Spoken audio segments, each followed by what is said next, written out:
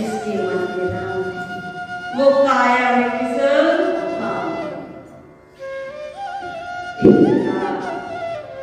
कार्यक्रम, धार्मिक कार्यक्रम का आयोजन हुआ तो उसमें बहुत कम समय मिला। तो सभी होते हैं, अब सभी को कई बार 2 मिनट का समय, कहीं 5 मिनट का समय।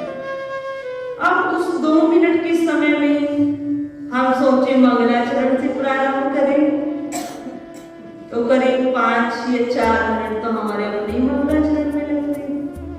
फिर भजन भी गुनगुनाए तो मिले मात्र 2 मिनट या 5 मिनट। तो उनमें ऐसा क्या कहा जाए? समस्त संगत है, धार्मिक व्यक्ति आए हैं संतों के दर्शन पाने, कुछ उपदेश पाने। अब सभी बैठे, सबको समय देना, तो ऐसे ही हमें भी समय मिला मात्र 5 मिनट। 5 मिनट में 6 और 7 तो लगभग हो ही जाते मेरा। अब उसमें क्या कहा जाए? तो वहां प्रश्न था कि मानव की सार्थकता कैसे सिद्ध हो? मानव ऐसा धर्म कर्म की बड़ी मान्यता है, ऐसा क्या करे जिससे वो संसार में भी रहे और संसार को पार कर जाए, समस्त कर्तव्यों को करता हुआ। क्योंकि आज मानव के पास समय नहीं, वो सोचे 1 घंटा बैठकर मैं माला जपूं। आज की हम स्थिति को देखें, आज जो ड्राइविंग भी कर रहे हैं वो भी फोन पे बात कर रहा है, उसकी भी फोन पर बात हो रही है, जबकि इतने व्यक्ति उसकी सहारा लेकर, उसका आश्रय लेकर बैठे हैं, वह भी फोन पर व्यस्त है, गाड़ी भी चला रहा है। तो आज की स्थिति ऐसी। तो ऐसा क्या कहा जाए जिससे उनका आना भी सार्थक हो जाए और हमारी वाणी भी उस 5 मिनट में सार्थक हो जाए? तो उसमें हमने कहा कि हम यहाँ जितने बैठे हैं, हम सब कौन हैं? तो उनका सब मनुष्य, जाति धर्म मजहब ये सब बाद में है, पर उस सबसे पहले हम कौन हैं? हम मनुष्य हैं, हम मनुष्य बैठे। ठीक है, हम मनुष्य बैठे हैं।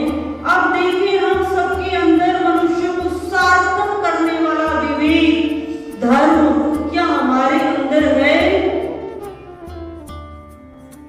आधा मिनट इस पर खर्च, देखो, विचार करो। अब सोचा, विचार किया, क्या धर्म हमारे अंदर? धर्म की परिभाषा नहीं। क्या निस्वार्थ सेवा हम करते हैं? क्या निस्वार्थ परोपकार हमारे अंदर है? तो विचार किया, विचार करने के पश्चात बस केवल एक शब्द आगे हमने कहा, माइक पकड़ा। क्या कहा?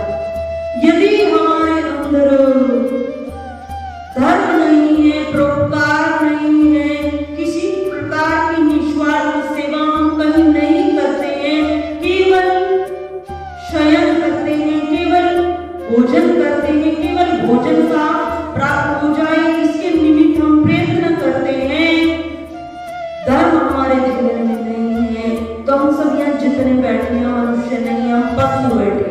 कौन बैठे हैं? पशु बैठे।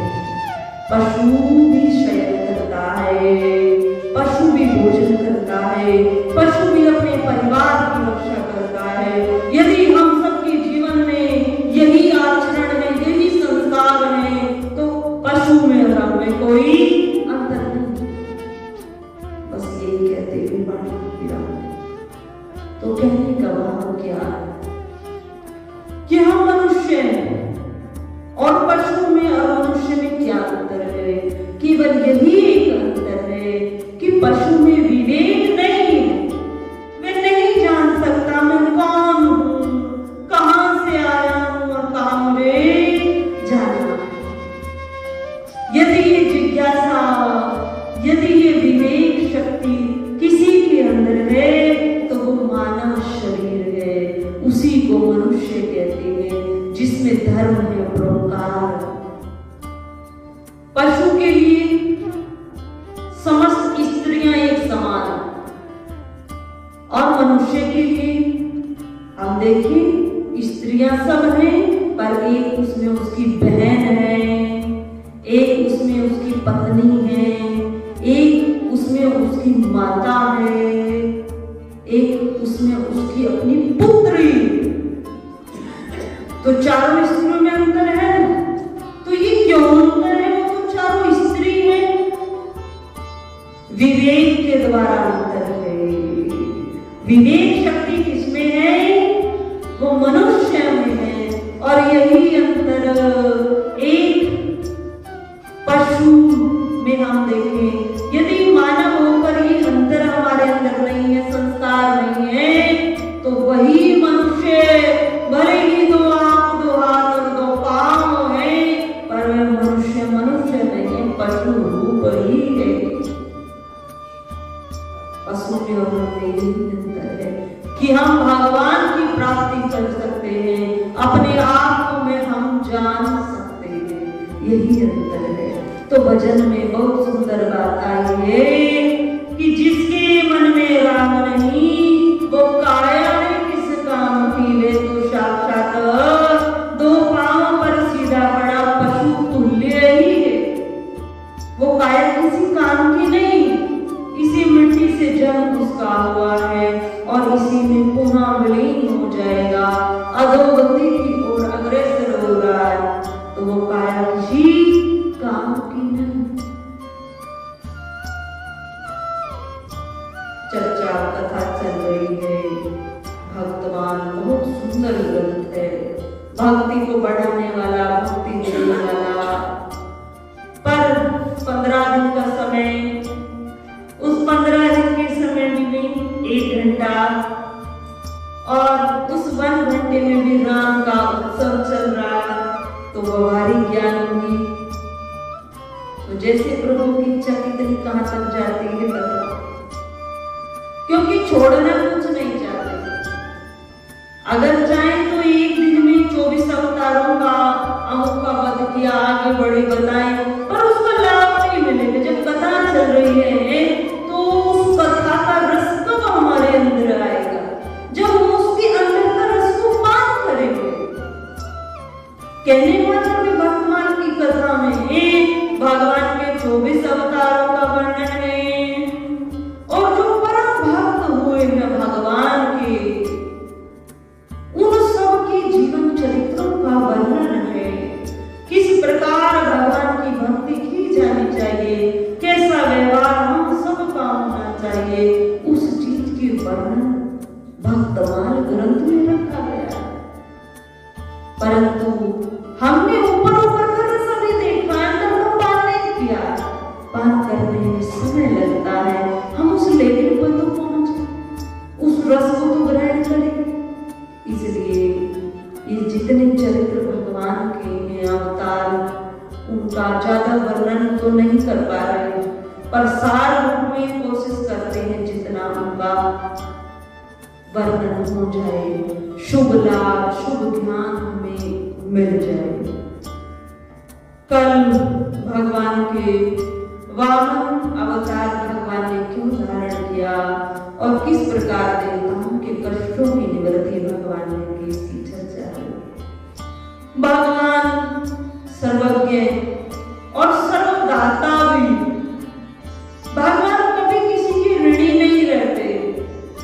हनुमान जी के ऋणी अवश्य भगवान, क्यों? क्योंकि हनुमान जी भी कोई दूसरे नहीं, भगवान के भाई ही हनुमान जी कहे जाते हैं एक दृष्टि से। तो हनुमान जी भगवान से भिन्न नहीं, और माता सीता जी ने अष्ट सिद्धियां प्रदान कर हनुमान जी को भगवान की संज्ञा ही प्रदान की। जो एक देवता में होती है, एक भगवान में जो शक्तियां होती हैं, वो हनुमान जी में समस्त शक्तियां, वो सब सिद्धियां मां जानकी जी ने सरलता पूर्वक हनुमान जी को प्रदान की। तो हनुमान जी की तो भगवान कुछ ऋणी अवश्य, परंतु इस ब्रह्मांड में अन्य किसी के भी भगवान ऋणी नहीं रहते, सर्वदाता है। इतना देते हैं, इतना देते हैं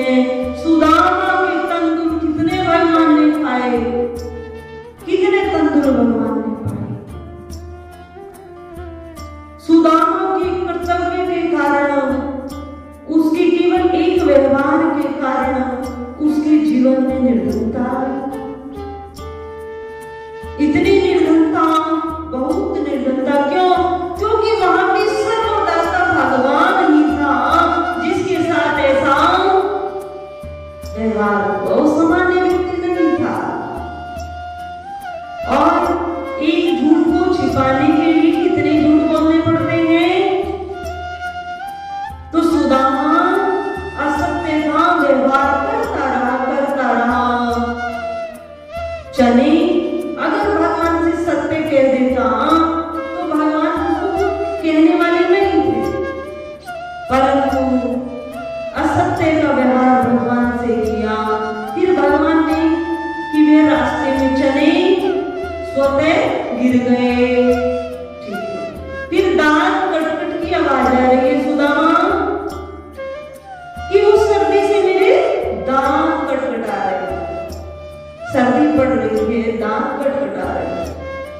तो भगवान ने कहा ठीक है, समय व्यवहार भगवान से किया जो सर्वदाता है, और उसी के कारण जीवन में इतनी निर्धनता रही है कि जीवन में अन्न नहीं मिलता था। भिक्षा भी मांगने जाते थे तो उस घर में अन्न होता ही नहीं था जहां 5 घरों से भिक्षा प्राप्त करते थे। इस प्रकार की निर्धनता सुदामा के जीवन में रही। पर जब सर्वदाता के यहाँ पहुंचा और भगवान ने उसकी जो लेकर तंबू लाए, चावल आए, उसकी लाई हुई चावलों को पाया तो कितना भगवान ने उसको प्रदान किया, इतना प्रदान किया भगवान ने कि ऐसा कहते हैं रुक्मणी जी ने भगवान को इशारे से, क्योंकि भगवान बहुत दयालु, 2 लोक का राज्य सुदामा को प्रदान किया। जितना 2 लोकों में एक राज्य होता है, सुख सुविधा होती है, तीसरे में मां रुक्मणी ने भगवान को इशारे से रोका। तो कहने का भाव, भगवान सर्वदाता है और सर्वज्ञ भी, सब कुछ जानते हैं। भगवान को जो हम देते वो दिया भी भगवान का ही, पर फिर भी हम देते हैं तो भगवान कई गुना ज्यादा हमें प्रदान करते हैं। राजा बलि को इतना धन, इतना अखंड राज्य भगवान ने दिया, सुतर लोक का स्वामी बना दिया और स्वयं उसके द्वार पर आज भी एक रूप से, अब कहीं भगवान तो क्षीरसागर में हैं, तो भगवान कैसे उसके द्वार की रक्षा कर रहे हैं। भगवान एक रूप से अनेक रूपों में प्रकट हो जाते हैं। भगवान श्री कृष्ण की कितनी रानियां हैं? 16,108। अब 16,108 रानियां। अब देखिए भगवान के क्या इतने विवाह हुए हैं। 16,000 रानियों को एक साथ अपने शरीर का त्याग करने जा रही थी। क्यों? क्योंकि भगवान ने एक तमोगुणी राजा का वध किया, जिसके राज्य में, जिसकी कारागार में 16,000 रानियां कैद थी, स्त्रियां कैद थी, जो उन स्त्रियों को बाल्यावस्था से अपने सैनिकों के द्वारा बंदी बनाकर कारागार में रखता था। अब हम पीछे के समय में जाएं तो कैसा रहा है। स्त्रियां जब वो 16,000 स्त्रियां एक वर्ष से नहीं, कई वर्षों से राजा की कारागार में बंद थी, भगवान ने उनको मुक्त कराया, स्वतंत्र कराया, परंतु समाज ने उन 16,000 स्त्रियों को स्वीकार नहीं किया। स्वयं के पिता ने स्वीकार नहीं किया। जिस घर में जन्म लिया, तब सभी स्त्रियों ने भगवान से प्रार्थना की, हे द्वारकाधीश, तुमने हमें मुक्त तो कराया, पर उस कारागार में रहकर हम भोजन तो पा रहे थे। अब हम इस स्वतंत्र समाज में कैसे जिए? हमारा पिता हमें रखने के लिए तैयार नहीं, समाज हमें अपनाने के लिए तैयार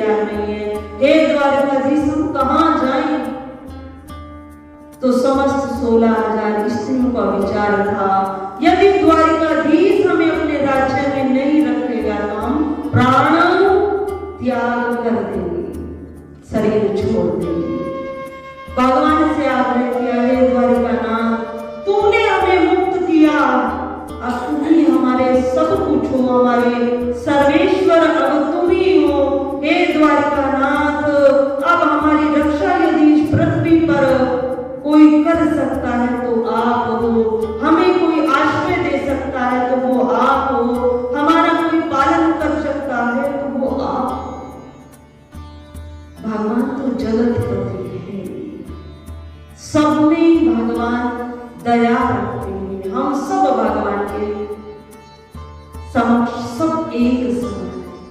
भगवान करुणा निधि है, करुणा निधि भगवान का नाम है। तो भगवान ने अपनी करुणा को प्रकट किया और कहा, तुम्हें शरीर त्याग की आवश्यकता नहीं है, जिसका इस संसार में कोई नहीं, उसका कौन है? उसका परमात्मा है, जिसकी आसक्ति कहीं नहीं है, उस हृदय में वो खाली नहीं रहता। जहां जिसकी कोई आसक्ति नहीं है, उसकी आसक्ति परमात्मा से हो जाती है। क्यों?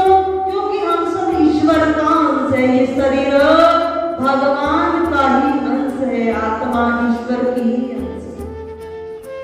आवश्यकता है तो इसे खाली कर देंगे। संसार के प्रति जो प्रेम भरा है, जो आसक्ति भरी है, जिस दिन में खाली हो गई, परमात्मा की शक्ति, परमात्मा का प्रेम स्वतः उसमें भर जाएगा। तो भगवान ने सबको स्वीकार किया। तो एक साथ कितने विवाह हो गए? 16,000। 16,000 स्त्रियों के आग्रह से किए और भगवान ने सबको समान भाव से स्वीकार किया। सबके पास एक एक महल था। 16,000 इस प्रकार विवाह और 16,000 समस्त स्त्रियों को लगता था कि द्वारिकाधीश हमारे ही साथ रहते हैं। किसी भी एक भी स्त्री को ऐसा भाव नहीं होता था कि द्वारिकानाथ मेरे महलों में नहीं आते। भगवान एक होते हुए भी अनेक रूपों में लीलाएं करते हैं। तो एक रूप से राजा बलि के यहाँ द्वार पर रक्षा करते हैं। उसी प्रकार भगवान के 16 विवाह, आगे 16,000 प्राणों से ऊपर 16,108 कहे गए, तो 108 विवाह कैसे? समस्त अन्य विवाह जो हुए रुक्मिणी के आग्रह से भगवान ने रुक्मिणी के साथ में विवाह किया। और जो अन्य विवाह हुए भगवान की मर्जी से एक भी नहीं हुआ। जो राजा होते थे, राजाओं से युद्ध होता था, तो युद्ध होता था, तो राजाओं से जब भगवान युद्ध करते थे तो विजय हो जाते थे। विजय होते थे तो जो राज्य था वह भी भगवान को मिलता था और जो राजा जिसकी हार होती थी वह भगवान से जाकर उसके राज्य में जो अन्य भी होते थे, जो उनकी पुत्री होती थी, उनका भगवान से आग्रह करते थे कि मेरी पुत्री को आप स्वीकार करें, आपके महलों में ये रहेगी, आपकी सेवा करेगी, मैं आपके चरणों में इसको समर्पित करता हूं। कुछ सभी लीलाएं हैं भगवान की, वे सब परम भक्त रही, कोई साधारण नहीं थी। उनके जो पीछे के कारण थे उन नारियों के, वो भगवान को ही पति रूप में धारण करना चाहती थी। इसलिए उनकी इस भाव की रक्षा भगवान ने यहाँ पर इस लीला में की। तो भगवान की स्वेच्छा, अपने भक्तों की स्वेच्छा को ही भगवान सर्वोपरि मानते हैं और इस प्रकार भगवान के 16,108 विवाह। भगवान सबकी रक्षा करते हैं, सबके भावों की रक्षा ही भगवान का प्रथम कर्तव्य रहता। इस प्रकार वामन अवतार भगवान का हुआ, उसके पश्चात परशुराम अवतार भगवान ने धारण किया और परशुराम अवतार में भगवान जैसे हनुमान जी महाराज इसी पृथ्वी पर है ना, परशुराम महाराज जी भी इसी पृथ्वी पर विचरते हैं। और ऐसा माना जाता है कि आज कलयुग के समय में भी एक पर्वत पर परशुराम जी निवास करते हैं। और जब उनकी इच्छा होती है संसार में भ्रमण करने की, तो सामान्य मनुष्यों का शरीर धारण करते हैं और संसार में भ्रमण करते हैं। पर आज भी हर्ष को धारण करते हुए परशुराम जी इसी धराधाम पर विराजते हैं। आगे चर्चा राम अवतार किया थे। भगवान श्री हरिनारायण जी ने राम अवतार धारण किया। उसके पीछे कई कारण हैं। भगवान को श्राप भी लगा है और भक्तों ने वरदान भी मांगा। महाराजा मनु बहुत ही शुद्ध सात्विक और चक्रवर्ती सम्राट हुए। पहले हमारे यहाँ एक व्यवस्था बनी हुई थी।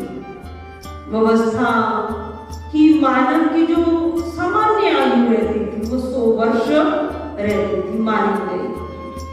तो उस 100 वर्षों में 25 वर्ष ब्रह्मचारी रूप, उस ब्रह्मचारी रूप में शिक्षा अध्ययन रहता था, संस्कार रहते थे।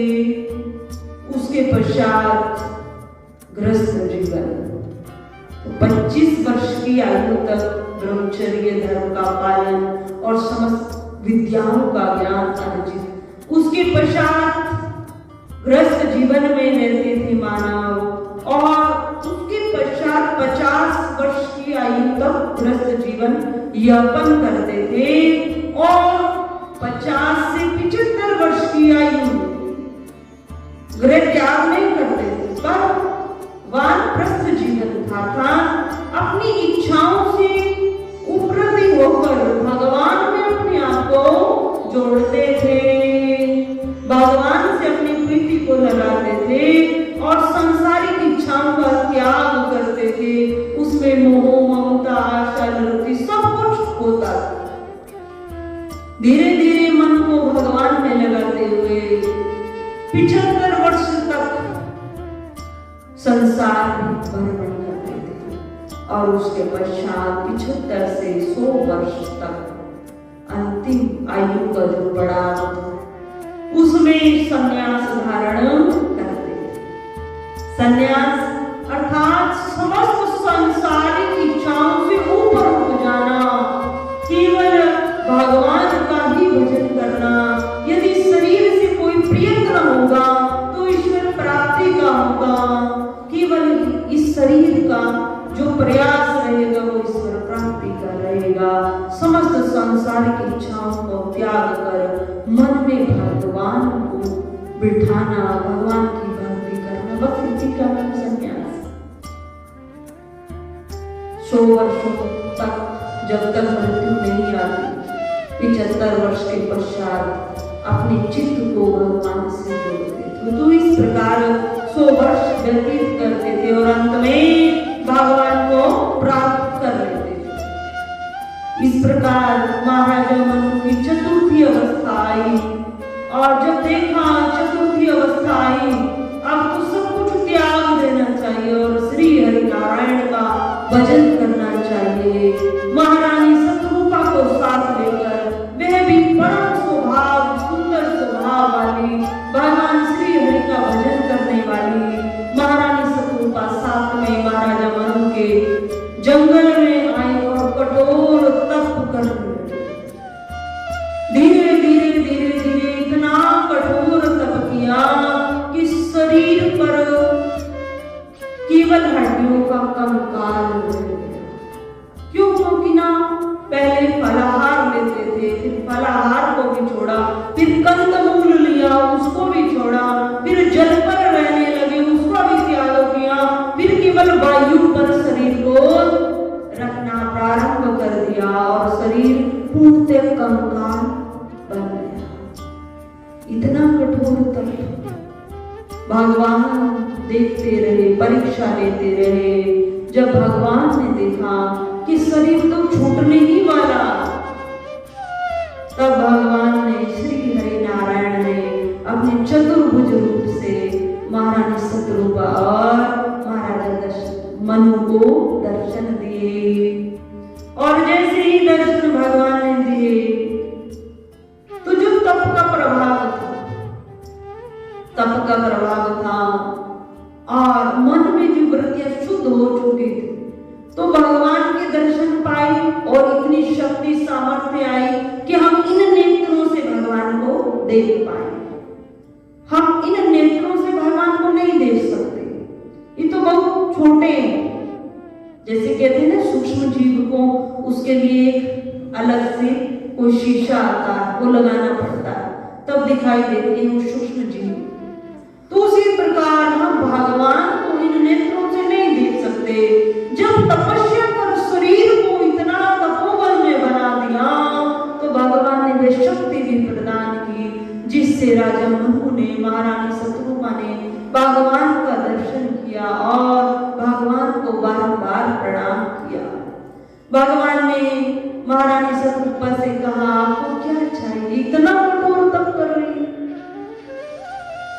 तब महारानी शतरूपा सब कुछ भूल गई, भगवान के दर्शन पा रही, अलौकिक रस में डूबी हुई, आनंद की अनुभूति कर रही है, भगवान को बारंबार प्रणाम कर रही है और मुख से बरबस क्या शब्द निकल कर आए महारानी शतरूपा के, भगवान से कहने लगी, मुझे तो आप ही चाहिए, मुझे केवल आप ही चाहिए। और भगवान ने कहा, मेरे जैसे तो मैं ही हूं, अगर दो हो जाएंगे तो पृथ्वी पर भी हाहाकार हो जाएगा, ब्रह्मांड में भी हाहाकार हो जाएगा, मेरे जैसे तो मैं ही हूं। ठीक है, तुम्हारी इस वाणी को मैं सार्थक करता हूं, मैं ही तुम्हें पुत्र रूप से प्राप्त होऊंगा, तुम मुझे पुत्र रूप से प्राप्त करोगे। तुम्हारा अगला जन्म कौशल्या के नाम से राजा दशरथ की तुम पत्नी बनोगी और तुम्हारे यहाँ मैं तुम्हारे ही आंगन में अपने राम अवतार को धारण करते हुए शिशु लीला को करूंगा, पुत्र रूप में मां तुम मुझे ही प्राप्त करोगी। महारानी शतरूपा से ऐसे कहा तो महारानी शतरूपा आंखों से झरझर आंसू बहने लगे, भगवान को निहार रही है, देख रही है। उस समय इतना तप करना पड़ता था, तब जाकर भगवान के दर्शन इतना तो। और आजकल युग में मात्र यदि हम अपनी चित्तवृत्ति को भी भगवान से जोड़ दें, कर्तव्य कर्म को करते हुए भगवान से जोड़ दें, तो निरंतर भगवान का जो दर्शन का लाभ है वह भी मिलता रहेगा और हम सबका कल्याण भी हो जाएगा। महाराज दशरथ राजा मनु ने भगवान से कुछ अलग मांगा।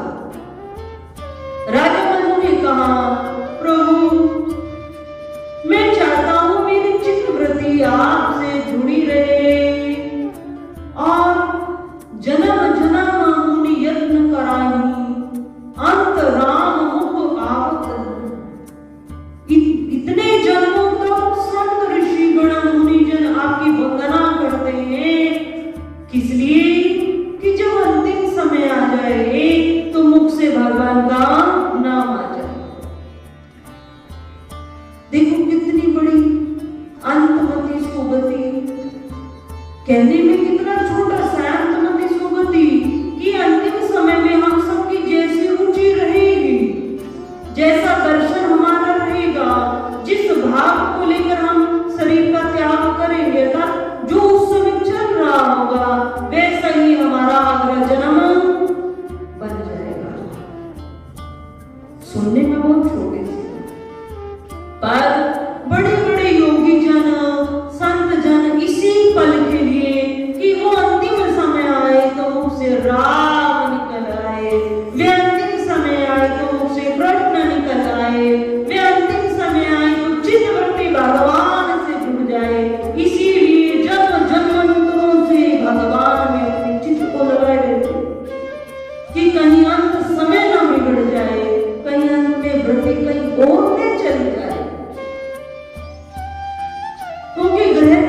भी कर दिया और ये वृत्ति कहीं चली गई, तो फिर हम सब ने भागवत में कथा सुनते।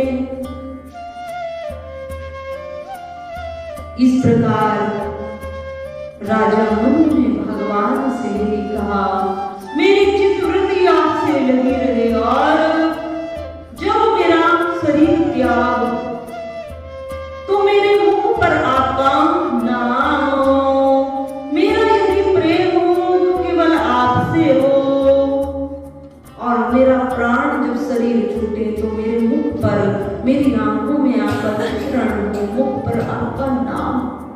भगवान ने कहा तथास्तु, और भगवान अंतर्ध्यान हो गए। कुछ ही दिनों में महारानी शत्रुका का भी शरीर शांत हो गया और महाराजा मनु का भी शरीर त्याग हो गया। स्वर्ग में रहे। स्वर्ग में रहने के पश्चात पृथ्वी पर पुनः शरीर आया, परंतु किस रूप में आया? जो धार्मिक मनुष्य होते हैं, भजन साधन करते, उनका जब शरीर त्याग होता तो भले ही उनको मोक्ष प्राप्ति ने, भगवान के लोगों की प्राप्ति उनको नहीं हो पाए, पर वो स्वर्ग में रहते और स्वर्ग में देवता निवास करते। स्वर्ग में रहकर वे पुनः मृत्यु लोक में आते, पर मृत्यु लोक में भी वे सबसे अच्छी बात है वहां पर आते हैं जहाँ भक्ति प्रधान है और समस्त सुविधा, समस्त सुख जहां पर होते हैं, वो धनवान व्यक्ति होते हैं जो स्वर्ग से पृथ्वी पर आते हैं। इस प्रकार उनका पृथ्वी पर आना रहता है। महाराजा दशरथ जी के रूप में मनु जी पुनः इस पृथ्वी पर आए। महाराजा दशरथ कोई सामान्य राजा नहीं थे। चक्रवर्ती जो राजा उस समय के रहे थे, उन सब में सबसे ज्यादा जो धनवान, ऐश्वर्यवान, सबसे ज्यादा अधिक कोष की व्यवस्था, सबसे ज्यादा अधिक राज्य यदि किसी के पास थे तो वो महाराजा दशरथ थे और उसके पश्चात राजा जनक थे। तो इस प्रकार दशरथ जी के रूप में मनु पुनः पृथ्वी पर आए और शत्रुपा जी के जो शरीर त्याग हुआ, उन्होंने भी पृथ्वी पर अवतरण दोबारा किया। तो महारानी कौशल्या जी का रूप में महाराजा दशरथ की अर्धांगिनी बनी। कुछ समय पश्चात भगवान परीक्षाएं बहुत लेते, धीरे धीरे समय बढ़ा। अब महारानी कौशल्या उस जो वरदान दिया था उसको भूल गई। महाराजा दशरथ वे भी इसको भूल गए। अर्धांगिनी बनी है महाराजा दशरथ के 3 विवाह हुए, पर महलों में कोई भी संतान नहीं, वंश को बढ़ाने वाला कोई पुत्र नहीं। अब भगवान का भजन करने लगे। गुरु जी से इस विषय में चर्चा किया। गुरु जी ने यज्ञ कराया, अनुष्ठान कराया, जिसके तपोबल से अग्नि देवता प्रकट हुए और अग्नि देवता ने प्रसाद दिया। प्रसाद को लिया, तीनों रानियों को खिलाया। उस तीनों रानियों ने भी उसमें से किसको कितना भाग देना है, बड़े को ज्यादा मिलना चाहिए। इस प्रकार से उस प्रसाद का वितरण रहा, प्रसाद पाया। सामान्य प्रसाद नहीं था, भगवान को धरती पर आना था, असुरों का संहार करना था और पुनः भक्ति को बढ़ाना था, संत महात्माओं को आनंद देना था। उस प्रकार प्रसाद को पाया। महारानी समस्त गर्भावस्था को प्राप्त हुई और राजा दशरथ के महलों में चैत्र मास का महीना, नौवीं तिथि, दिन के ठीक 12 बजे भगवान ने अवतार धारण किया। बोलिए जय रामचंद्र भगवान की जय। भगवान चतुर्थ रूप से महाराजा दशरथ के महलों में आए। सोम भी आई और अपने जैसे भगवान का कहते हैं ना चतुर्भुज रूप, जो चतुर्थ रूप से आए, भगवान राम जी के रूप में भगवान श्री हरि नारायण आए, और दूसरा जो रूप है वो लक्ष्मण जी का है, तीसरा रूप भरत जी का है, और चौथा रूप शत्रुघ्न का है। तो चार भ्राता हैं और चारों ही भगवान का चतुर्भुज रूप है। और जहां भगवान आते हैं, महाराजा दशरथ का वरदान जो भगवान से मांगा कि चित्तवृत्ति राम में लगी रहे, तो जैसे ही जन्म हुआ और भगवान की जितनी बाल लीलाएं हैं, यदि उनका वर्णन करें, उनको सुने, तो इतना आनंद आता है, बहुत आनंद आता है। तो महाराजा दशरथ भगवान राम जी को देखते हैं कैसे चल रहा है, पुत्र तो चार, पर चित्तवृत्ति कहाँ है, वो राम में, बस राम जी को निहारते रहते हैं। जब राम जी शयन करते हैं तो कक्ष में जाते हैं, देखते हैं राम सो रहा, राम उठ रहा है, राम चल रहा, वह राम जी को निहारते हैं और अति प्रसन्न रहते। बाल चरित्र अति सरल सुहाए, सारद शेष शंभु सुति गाए, जिनकर मन विरसन नहीं रहता, ते नर वंचित किए विधाता। राम सिया राम रे राम, राम सिया राम रे राम। बाल चरित्र अति सरल सुहाए, सारद शेष शंभु सुति गाए, जिनकर मन इंसान नहीं रहता, ते नर वंचित किए विधाता। जिन मानवों का हृदय इन बाल लीलाओं से, भगवान की लीलाओं से रति नहीं रखता, प्रेम नहीं रखता, जिसका हृदय द्रवित नहीं होता, ते नर वंचित किए विधाता। उनको भगवान ने अपनी भक्ति से वंचित किया। स्वयं तुलसीदास महाराज ने कहा कि भगवान की ऐसी अद्भुत लीलाएं हैं, जिसने भगवान के दर्शन पाए हैं, सब अलौकिक शक्ति का अनुभव करते।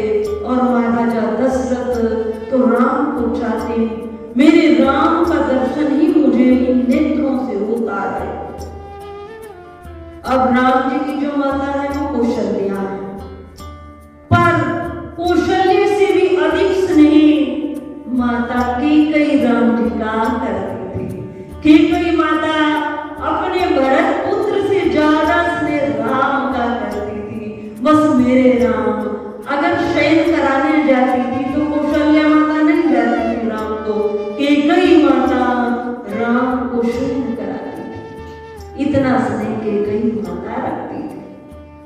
समय का प्रभाव है, समय के अनुसार जैसे उस समय की वृत्ति रही कैकेयी माता की, प्रारब्ध के अनुसार कैकेयी माता के आधार पर ही भगवान को वनवास हुआ, पर उसमें कैकेयी माता का भी कुछ दोष नहीं, प्रारब्ध का दोष है। और भगवान को तो असुरों का संहार करना था, महलों में रहने के लिए भगवान आए ही नहीं थे।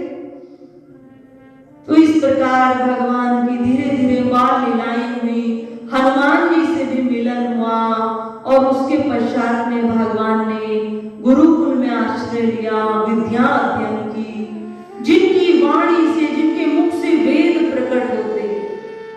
परंतु भगवान ने ग्रंथों का ज्ञान वशिष्ठ जी के आश्रम में जाकर ग्रहण किया। जैसे गुरु एक शिष्य को सिखाता है, उसी प्रकार चरणों में बैठकर समस्त ग्रंथों का अध्ययन किया, उस ज्ञान को लिया, और बहुत अल्प समय में विद्या सब आई। कुछ ही समय में भगवान राम जी को, लक्ष्मण जी को, भरत जी को, शत्रुघ्न जी को समस्त विद्याओं का ज्ञान हो गया।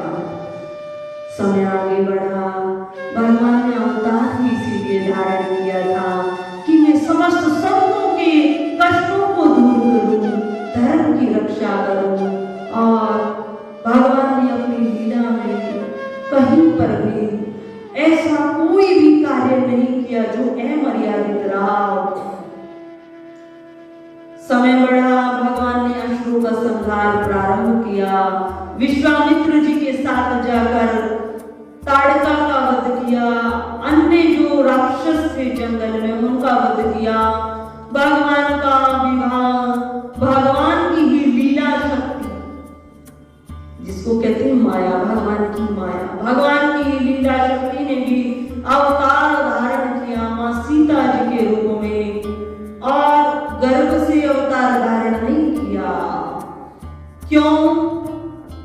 क्योंकि मां सीता जी को भी जिस प्रकार भगवान राम जी ने रावण का वध किया, उसी प्रकार मां सीता जी ने भी सतानन का वध किया।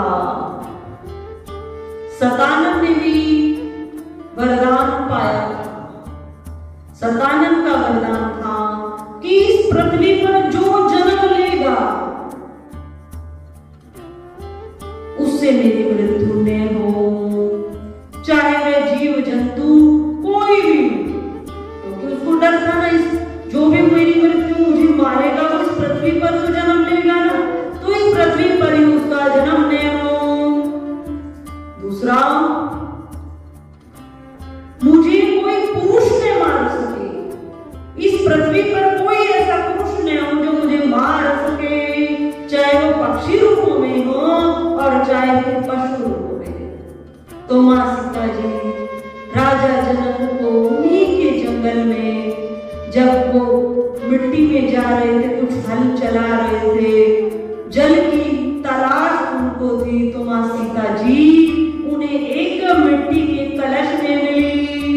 इस प्रकार मां सीता जी प्रकट हुई थी और राजा जनक ने अपनी पुत्री मानते हुए, इसका पहला दर्शन मैंने किया, यह मुझे मिली, अति हर्ष से राजा जनक प्रसन्न हुए और उनको महलों में लेकर आए और पुत्री की संज्ञा प्रदान की, अपनी पुत्री के रूप में उसको माना।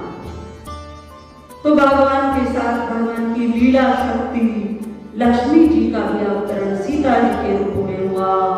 इस प्रकार भगवान ने जो राक्षस उस समय थे उन सबका वध किया।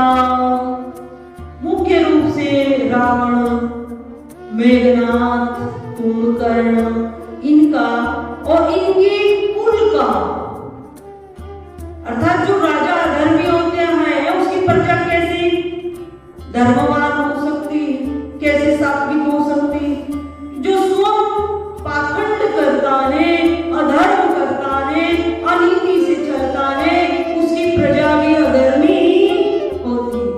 तो भगवान ने इन राजाओं की सेना को भी नष्ट किया, रावण की समस्त कुटुंब को भगवान की सेना ने नष्ट किया, और इस पृथ्वी का भार उतारते हुए भगवान ने अंत में, जब भगवान जाने लगे, तब भगवान ने सरयू जी में जाकर समाधि को ग्रहण किया और धर्म की रक्षा के लिए हनुमान जी को के आगे भी धर्म की रक्षा होती रहे, अधर्म का तुम नष्ट करते रहो, मेरे भक्तों की तुम रक्षा करते रहो, तुम्हें इसी पृथ्वी पर निवास करना है, यही रहना। और भगवान स्वयं सरयू जी में जाकर भगवान समाधि लेते। तो इस प्रकार भगवान की रामलीला रही, और रामलीला भगवान की एक एक लीला इस संसार में प्रत्येक प्राणी के लिए बहुत सहज, सरल और सुलभ।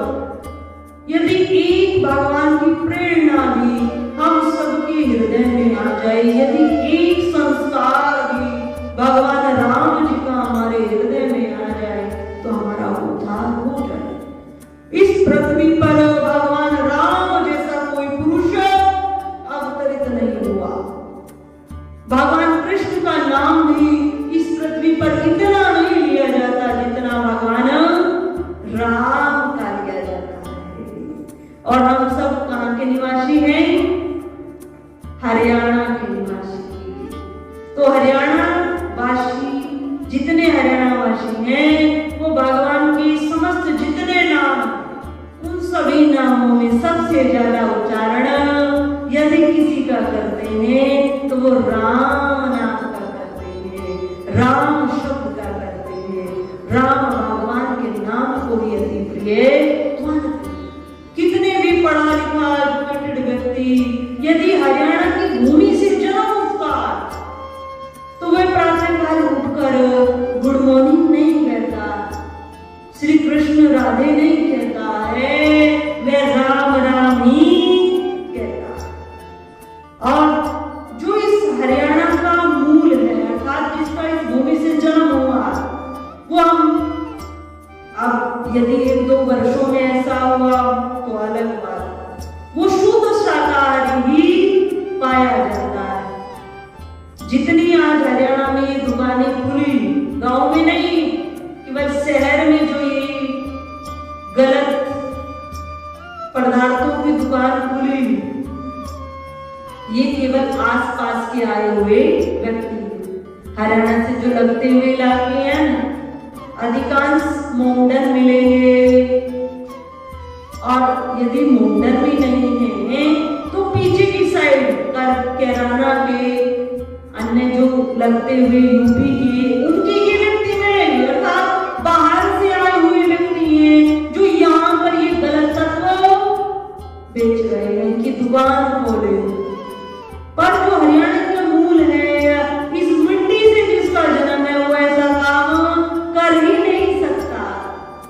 वो शुद्ध शाकाहारी, पूरे देश में यदि कोई शुद्ध शाकाहारी राज्य है इस समय भी, तो वो हरियाणा। सबसे ज्यादा शुद्ध शाकाहार हरियाणा में मिलता। इस प्रकार ये भूमि अति पवित्र है और भगवान राम के नाम का भी उच्चारण करती है। यहाँ वर्षा भी होती है तो गांव के लोग कहते हैं राम बरस रहा है। क्या बरस रहा है? राम बरस रहा है। और वो इस चीज में घृणा नहीं मानते कि मेरे ऐसे शब्द है। नहीं, कोई हमसे भी वार्तालाप हरियाणा के गांव का व्यक्ति करता है तो वो इसमें तुच्छता नहीं मानता है कि मैं राम राम कर रहा, नहीं, वो राम राम करता है तो राम राम ही करता, श्रेष्ठ मानता है भगवान राम के जप को। तो इस प्रकार भगवान राम जी की समस्त लीलाएं अद्भुत है, अलौकिक है, भक्ति को बढ़ाने वाली है। किसी भी अवस्था में भगवान राम का नाम लिया जाए, तुलसी अपने राम को उल्टा बजो या सीधा बजो, कल्याण करने वाला है। तुलसी अपने राम को ईस बजो या हमें नहीं याद है, आप बोलिए, रीज बजो या रीज, उल्टे सीधे भूमि में बीज पड़ेंगे तो क्या होगा? पौधा अवश्य, भक्ति अवश्य बढ़ेगी। तुलसी अपने राम को उल्टा बजो या सीधा बजो। जिस प्रकार भूमि में बीज बोया जाता है तो जब बीज बोने वाला ही एक बीज को छाटता नहीं कि इसको सीधा लगाना या उल्टा लगाना, और कोई पहचान भी नहीं है बीज की कि सीधा है या उल्टा है। तो जिस प्रकार भूमि में बीज बोया जाता है तो वो उगता ही उगता है। उसी प्रकार राम राम राम इस नाम का जब जाप किया जाता है तो भक्ति बढ़ती ही बढ़ती है, बढ़ती ही बढ़ती है। चाहे भाव से बजा जाए, चाहे कुभाव से बजा जाए, और चाहे आनंद से बजा जाए, प्रेम से बजा जाए, पर वह कार्य करता ही करता। आप सबने सुना होगा ना, कहती रामबाण औषधि है, सुना सबने, पर इसको जानता कोई नहीं, बहुत कम है ऐसे जो इसको जानते हैं। इस कहने का ही भाव क्या कि औषधि जो है रामबाण है, इसका सेंस है भगवान राम का बाण यदि कहीं पर चल जाए तो वो अपना कार्य करके ही वापस आता है, अर्थात उस दवाई की 100% गारंटी है कि ये इस रोग को नष्ट करेगी ही करेगी। यदि आपने इसको ले लिया तो भगवान राम नाम का शब्द कैसे भी लिया जाए वो उद्धार करेगा ही करेगा। जब किसी वस्तु से घृणा करती है तो उसको कहते हैं अरे राम राम, किसी की मृत्यु हो जाती है राम नाम सत्य, कोई ज्यादा दुख पीड़ा में होता है तो भाई राम, ऐसे क्यों कही जाती है। हमारे बड़े बुजुर्गों ने बहुत अच्छे बनाए हैं, उनको बारंबार हम धन्यवाद देते हैं। इस मुख से कैसे तो भगवान का नाम निकल आए, कैसे तो हमारी चतुर्थी भगवान में लग जाए। वो बहुत बुद्धिमान थे, बहुत बुद्धिमान, बिना पढ़े लिखे वो बहुत बुद्धिमान, जो ऐसी ऐसी नामों का उच्चारण करते थे, अपने बच्चों के नाम ऐसे ऐसे रखते थे जिनसे जपते जपते उनका उद्धार हो जाता था। परम पूज्य श्री साध्वी ब्रह्म ज्योति सरस्वती जी के प्रवचन प्राप्त करने हेतु दिव्य वाणी चैनल को सब्सक्राइब करें।